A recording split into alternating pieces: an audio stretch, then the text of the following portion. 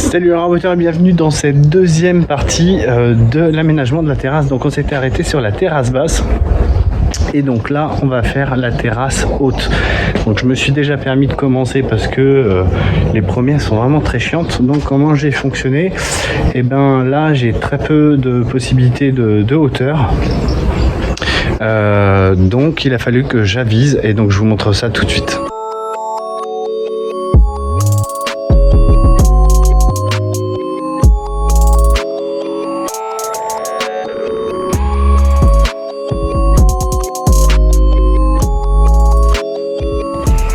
Donc, n'ayant pas de possibilité de partir plus bas, ici, la lame de terrasse va venir ici, sachant qu'il y a l'évacuation là et là. Donc, je vais faire un petit jour de façon là. Voilà, est-ce que ça soit assez esthétique, donc c'est validé par le client. Donc, ce que je fais quand j'ai peu d'épaisseur comme ça, j'utilise des bandes de caoutchouc. Hop, je vais dézoomer un peu.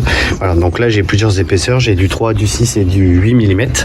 Donc là par exemple j'ai une couche de 3 mm, là j'ai deux couches de 3 mm, après j'ai du 8 mm là-bas et après j'ai des plots. Alors mes plots ils sont trop grands, donc il a fallu que je les recoupe voilà, de façon à ce que je gagne un petit peu l'épaisseur. Donc je mets pas les ailettes, en fait si vous voulez je coupe la hauteur que j'ai besoin et donc je coupe le parti avec le pas de vis. Donc là il y a la partie avec le pas de vis et la partie bleue. Donc j'enlève la partie bleue et je coupe la hauteur que j'ai besoin. Sauf là, vous voyez sur les parties gauche et droite, là je peux pas mettre les embases. J'ai trop peu de hauteur. Donc voilà, donc là c'est un peu chiant. Et puis après, plus loin, là la terrasse elle chute complètement. Donc là je vais pouvoir mettre des plots entiers, ça y a pas de souci, ça va pas gêner. Donc comme sur la première terrasse, celle-ci je l'ai mise de niveau. Et c'est ma base pour mettre de niveau toutes les autres. Donc elle est splittée en début et ici de façon à ce que ça vienne plaquer sur le plot et comme ça bouge pas.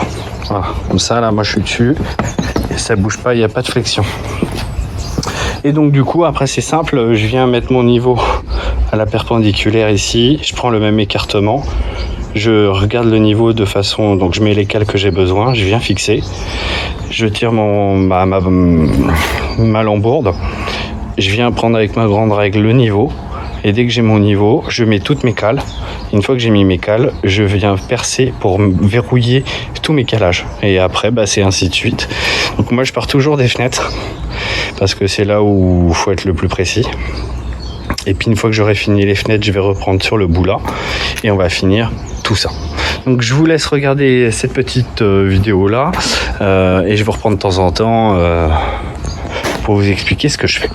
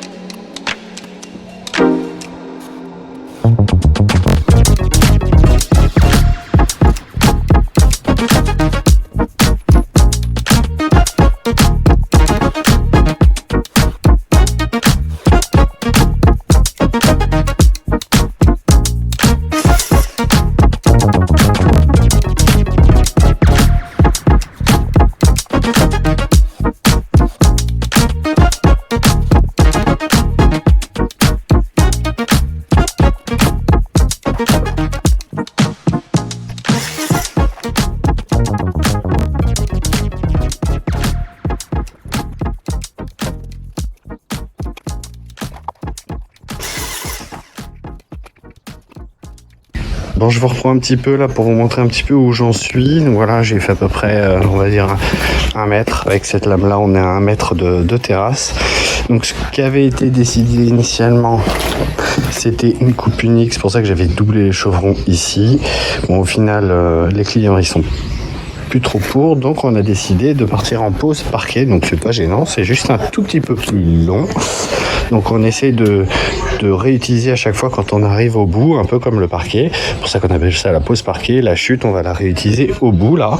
Mais pour éviter d'avoir toujours un effet escalier, toutes les 2-3 marches qu'on va créer, on va repartir sur une lame longue pour casser tout ça. Donc là, si on voit, on est sur une lame complète. On fait un escalier, une lame complète, un escalier. Donc là, j'en ai créé un 3e pour casser aussi cette régularité. Et après, je repartirai sur une complète et ainsi de suite, histoire de varier un petit peu les joints et que ça soit pas tout au même endroit.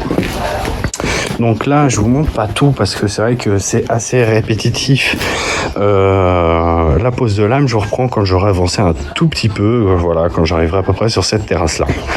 Donc je vous reprends tout à l'heure.